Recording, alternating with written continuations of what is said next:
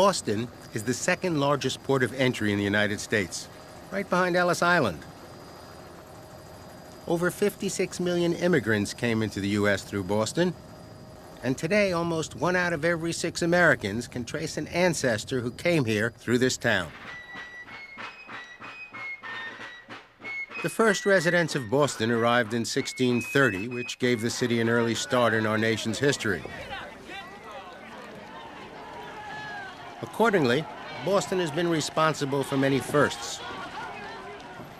Boston is the site of Harvard University, first university in America. Boston designed the country's first public garden, 24 acres of green in the middle of downtown. It opened in 1859. One of its main attractions are the swan boats. They paddle their way around a tree-shaded pond. The same family has been operating these foot-propelled boats since they went into service during the 1870s. Boston is the home of the first church in America built by free blacks. It opened in 1806 and was originally called the African Meeting House. When Massachusetts declared slavery illegal in 1783, the town became a haven for hundreds of slaves that had escaped from the South. Boston built the first public library. It opened in 1895, and along with its books, it has an interesting collection of paintings, including some by John Singer Sargent, who was considered to be the greatest portrait painter of the late 1800s. Boston is also home to the world's oldest annual foot race, the Boston Marathon. It's been held every year since 1897. Next to winning an Olympic event, winning the Boston Marathon is one of the most important honors in marathon racing.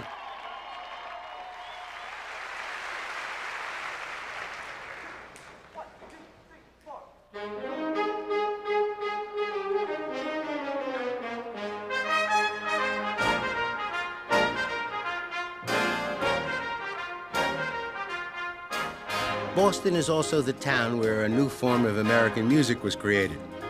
In 1885, the Boston Symphony Orchestra tried to recreate the summer concerts that were being held in the gardens of Vienna. They presented a straight-laced Boston public with a light and humorous program, and the public loved it. Within a century, it became a unique American musical institution known as the Boston Pops, and it is the most recorded orchestra in the world.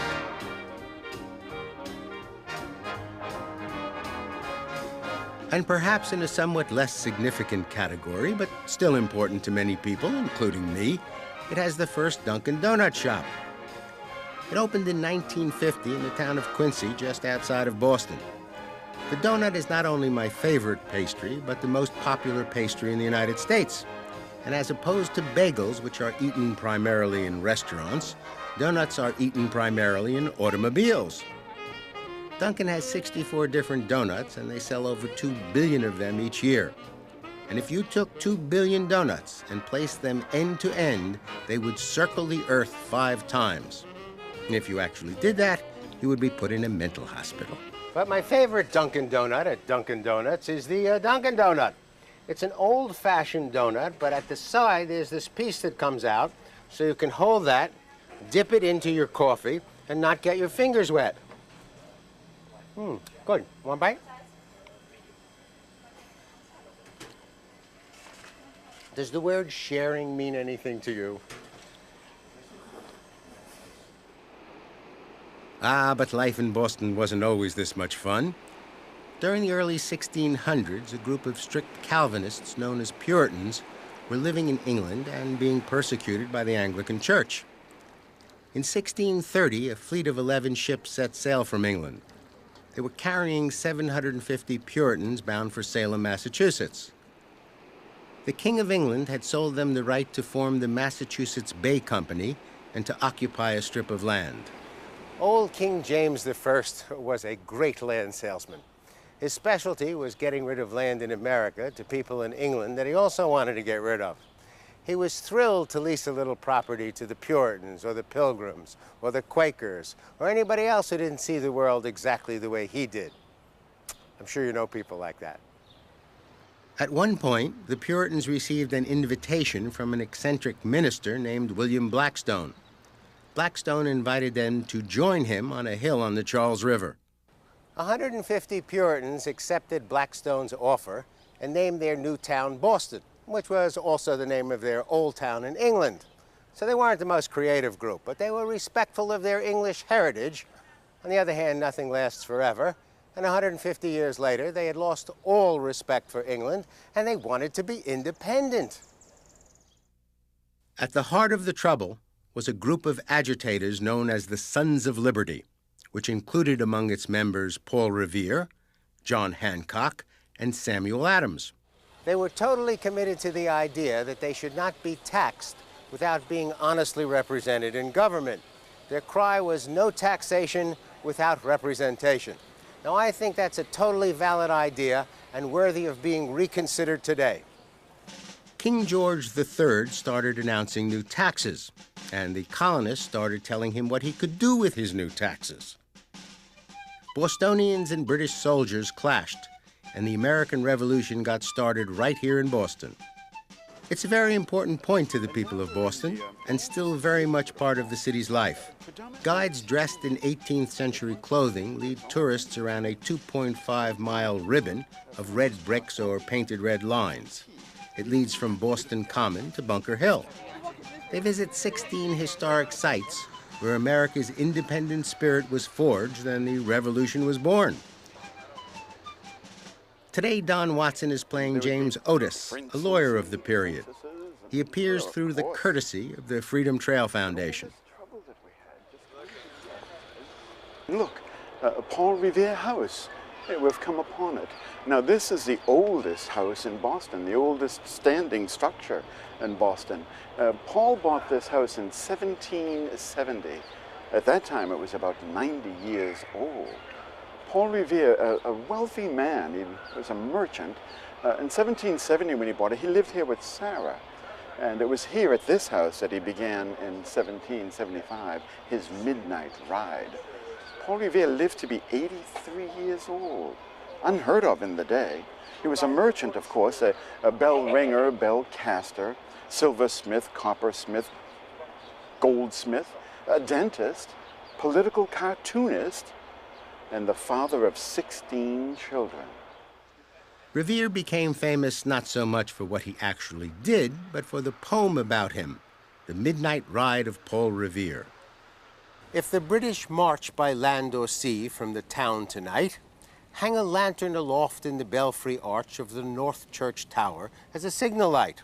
One if by land and two if by sea, and I on the opposite shore will be. Well, not exactly. Not exactly. One if by land, two if by sea. What sea? It was the Charles River. On the opposite shore will I be. He was not on the opposite shore. Paul was here. Paul asked a friend of his, Robert Newman, to hang those lanterns. Paul then got into a rowboat, got rowed over to Charlestown. So that signal wasn't to Paul Revere. In a sense, it was from Paul Revere. That signal went over to Charlestown to the militia.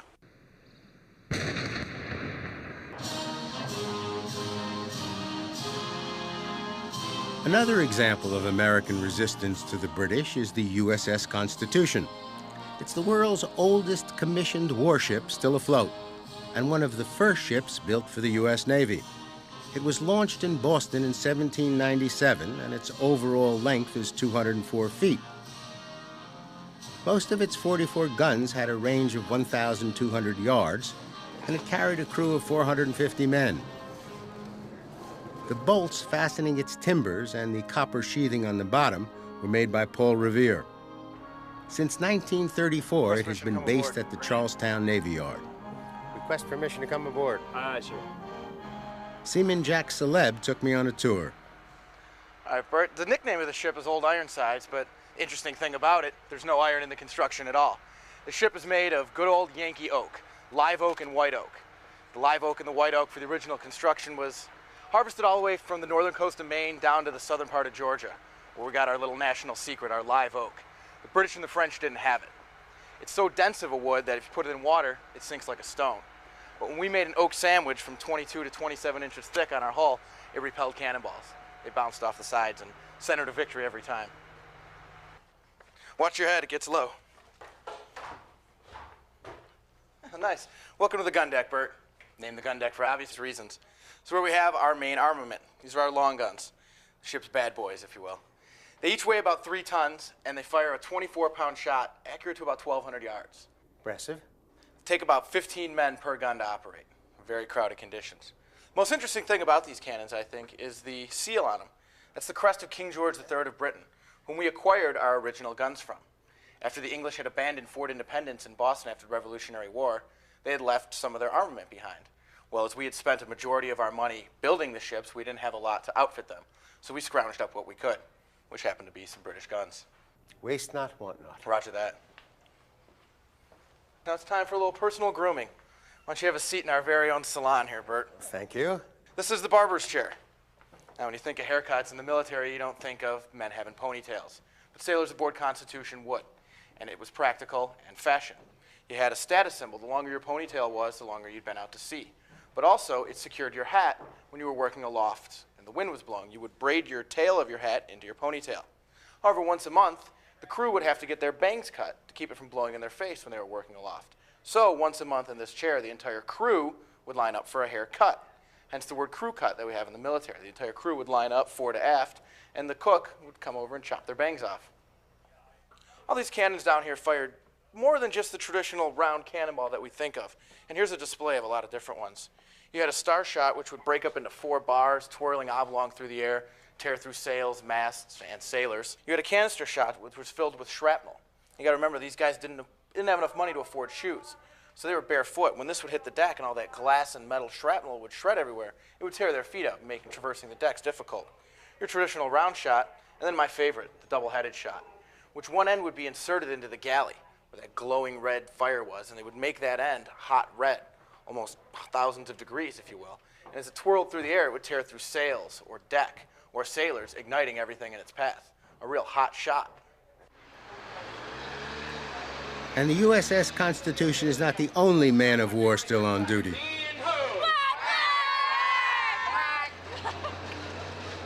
As you move around Boston, you will notice a fleet of amphibious vehicles that were built during the Second World War.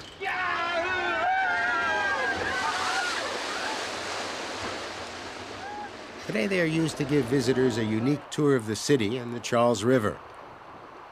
Okay, you guys have yourself a good trip here, right? Okay. Oh! Man. Salty Magoo was my conductor. You think I know where those stairs were after all this time of driving? That was pretty scary, huh? Is this seat taken? Oh, there it is. Just a little jump start gets things going in the morning. And these are not the type of vessels you see in the World War II movies with the soldiers under fire trying to secure a beachfront. That wasn't the mission of these things, although they were in combat with the other guys. Basically, what they did with these boats were supply vessels. They brought the ships into the shoreline as close as they could, and they offloaded everything onto ducks. Ammunition, food, medical supplies, doctors and nurses, everything was offloaded on these ducks. You guys look at the statue over here on the right-hand side. There's a statue of 5 men on horseback. It's called the Partisans. It's dedicated to freedom fighters throughout the world today. And if you look at those 5 men, they're badly beaten up, but they're not defeated. We in Boston renamed those 5 guys this year the Boston Bruins Management Team. You guys look out the left-hand side of the duct, this first red brick building. You should be able to see some purple or lavender panes of glass in the windows. That glass was installed prior to 1825. Made with a different kind of sand, and once the sun rays hit it, it turned lavender in color. Now, if you look at the gold dome above the windows, right up at the tippity top, that little tiny piece up at the top, everybody assumes that's a pineapple for hospitality. It's a pine cone. And the reason it's up there, at one point in history, the Commonwealth of Massachusetts also included the state of Maine, the pine tree state. This big, tall, light blue reflective building over here on the left-hand side is the new John Hancock Tower. It stands 63 stories high. It's the tallest building in New England. Today you saw many ports of call, from Trinity Church to Faneuil Hall. You experienced an adventure, not just a tour. By land and by water, you couldn't ask for more. Had the ride of your life aboard a Boston duck, taking a trip aboard a half-boat, half-truck. Hope you had fun and learned some things. You see, Boston's a city of firsts, is where freedom rings. Boston Duck Tours and I thank all. Just be a little careful coming down the stairs. There might be moisture. But on that, we can disembark. Glad to have you on board, sir. Enjoy Boston while you're here. Pleasure. While I was in Boston, I stayed at the Four Seasons Hotel. It's right in the heart of the city, but it overlooks the public gardens, which gives it a nice balance. A quiet oasis in the middle of a busy town. And the interior reflects the Victorian residential character of the neighborhood.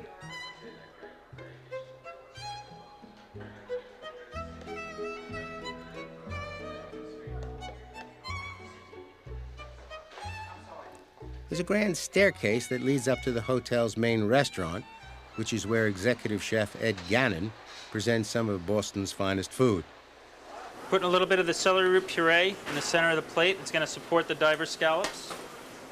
Before we put the scallops on, we're going to put a little bit of the parsley coulis on.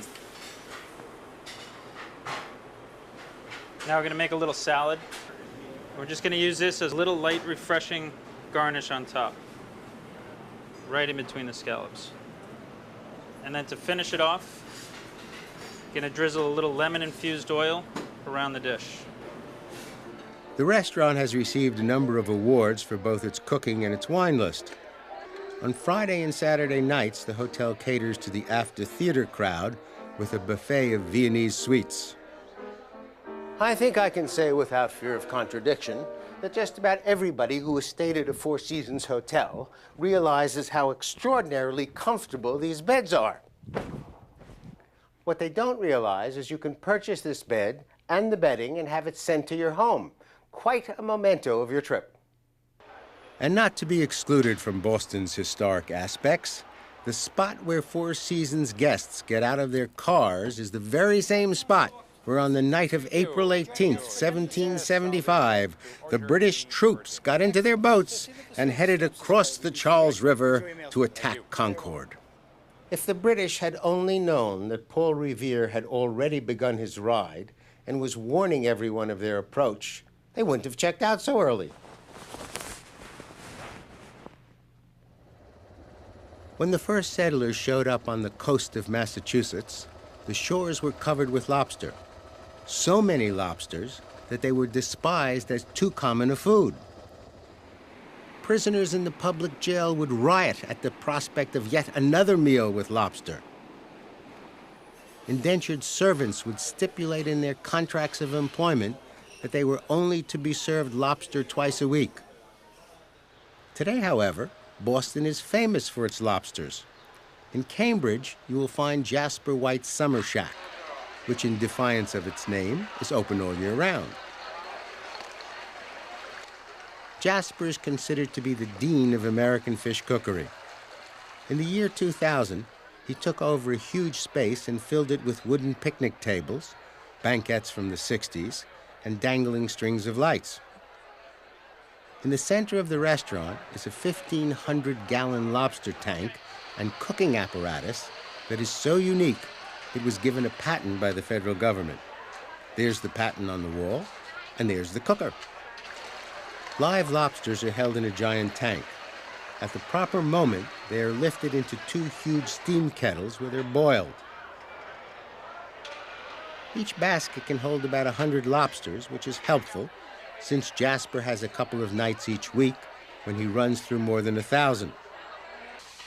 In addition to lobster, Jasper is well known for his fried clams, old-fashioned cod cakes with beans, and his homemade pies.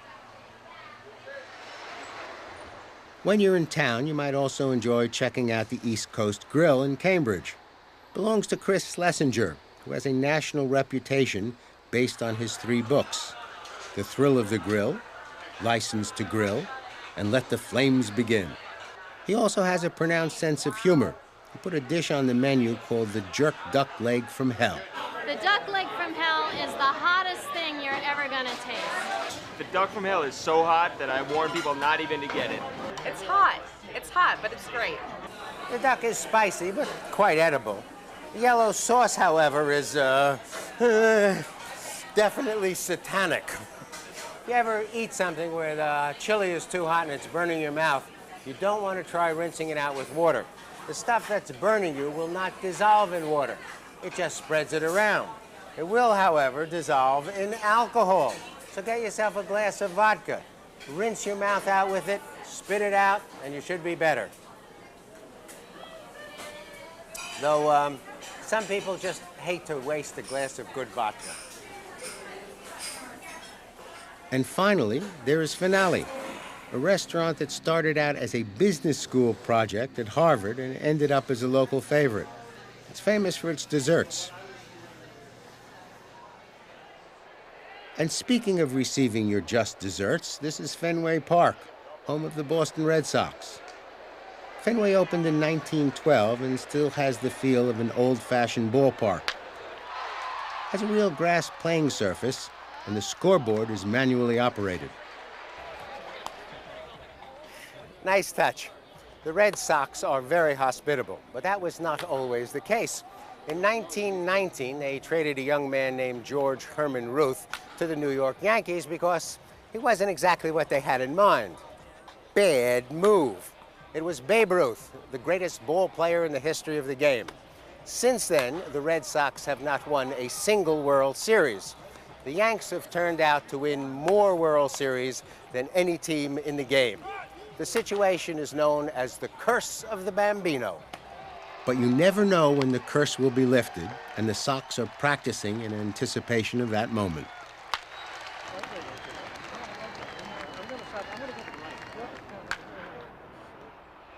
Boston is also home to the largest and most complex highway construction project ever undertaken in the United States. Officially, its objective is the reconstruction of a confusing elevated highway system that cuts the city off from its historic waterfront. In reality, it is taking the highways and putting them underground, creating high-technology tunnels and bridges, reclaiming wasteland, building 200 acres of parks to cover the roads, and completing the last piece of the U.S. interstate highway system. And at a cost of only $15 billion. Hey, it's a deal. Dan McNichol has written the definitive book on the Big Dig. And on behalf of the Boston Center for Adult Education, he takes people on walking or bicycle tours of the dig. The Big Dig puts Boston back on the map. Boston's had a long history of some of the largest projects of its type in the world. The very first subway, for example, was here in Boston. But more importantly, I think the Big Dig proves that to cities around the world, you can replace all of your infrastructure and still keep the city moving. Businesses still can operate, conventions can still take place, people can live in their neighborhoods and live a good life. The city goes on, even though the largest project ever in this country's history is taking place. The people of Boston have a love-hate relationship with the Big Dig. They love it when things are going well, and it's understandable. Kind of like the Red Sox. When things aren't going well, it's tough to endure. That crane operator on the large gantry crane, he's been in the business for 35 years, and he said, I'll probably never see anything like this again in my life. No one probably will, not in this country. This is probably the last of the great big projects. Well, that's a brief look at Boston and the surrounding area. I hope you've enjoyed it, and I hope you will join me next time on Travels and Traditions. I'm Burt Wolf. You can watch this program and link to hundreds of other Burt Wolf programs free at burtwolf.com. There's information on how to tour the same places, plus Burt's slightly irreverent take on history and culture. It's all at burtwolf.com. Along with its books, it has an interesting collection of paintings, including some by John Singer Sargent, who is considered to be the greatest portrait painter of the late 1800s. Boston is also home to the world's oldest annual foot race, the Boston Marathon. It's been held every year since 1897. Next to winning an Olympic event, winning the Boston Marathon is one of the most important honors in marathon racing.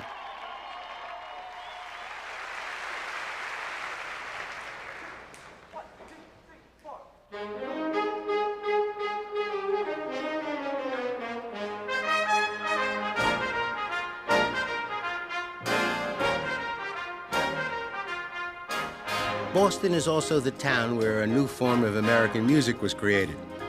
In 1885, the Boston Symphony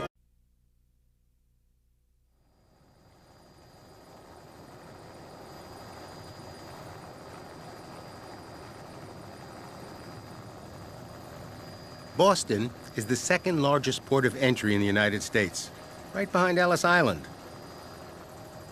Over 56 million immigrants came into the U.S. through Boston, and today almost 1 out of every 6 Americans can trace an ancestor who came here through this town. The first residents of Boston arrived in 1630, which gave the city an early start in our nation's history. Accordingly, Boston has been responsible for many firsts. Boston is the site of Harvard University, first university in America. 4 different donuts, and they sell over 2 billion of them each year. And if you took 2 billion donuts and placed them end to end, they would circle the earth 5 times. And if you actually did that, you would be put in a mental hospital. But my favorite Dunkin' Donut at Dunkin' Donuts is the Dunkin' Donut. It's an old-fashioned donut, but at the side there's this piece that comes out, so you can hold that, dip it into your coffee, and not get your fingers wet. Good. Want a bite? Does the word sharing mean anything to you? But life in Boston wasn't always this much fun. During the early 1600s, a group of strict Calvinists known as Puritans were living in England and being persecuted. Boston designed the country's first public garden. 24 acres of green in the middle of downtown. It opened in 1859. One of its main attractions are the swan boats. They paddle their way around a tree-shaded pond. The same family has been operating these foot-propelled boats since they went into service during the 1870s. Boston is the home of the first church in America built by free blacks. It opened in 1806 and was originally called the African Meeting House. When Massachusetts declared slavery illegal in 1783, the town became a haven for hundreds of slaves that had escaped from the South. Boston built the first public library. It opened in 1895. An orchestra tried to recreate the summer concerts that were being held in the gardens of Vienna. They presented a straight-laced Boston public with a light and humorous program, and the public loved it. Within a century, it became a unique American musical institution known as the Boston Pops, and it is the most recorded orchestra in the world.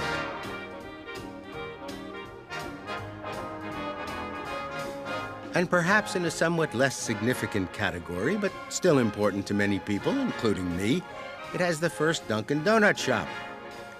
It opened in 1950 in the town of Quincy, just outside of Boston. The donut is not only my favorite pastry, but the most popular pastry in the United States. And as opposed to bagels, which are eaten primarily in restaurants, donuts are eaten primarily in automobiles. Dunkin' has 60